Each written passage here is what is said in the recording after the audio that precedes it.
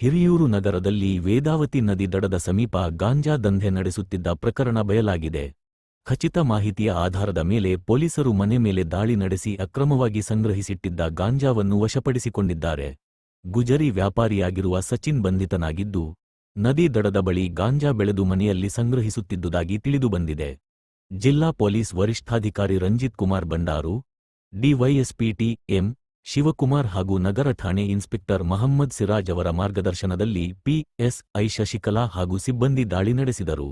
ದಾಳಿಯ ವೇಳೆ ಸುಮಾರು 1.20 ಲಕ್ಷ ರೂಪಾಯಿ ಮೌಲ್ಯದ 2470 ಗ್ರಾಂ ಗಾಂಜಾ ಹಾಗೂ 60,000 ರೂಪಾಯಿ ಮೌಲ್ಯದ ಗಾಂಜಾ ಗಿಡದ ಕಾಂಡ ಮತ್ತು ಬೇರುಗಳನ್ನು ವಶಪಡಿಸಿಕೊಂಡಿದ್ದಾರೆ. ಈ ಸಂಬಂಧ ಹಿರಿಯೂರು ನಗರ ಪೊಲೀಸ್ ಠಾಣೆಯಲ್ಲಿ ಪ್ರಕರಣ ದಾಖಲಾಗಿದೆ.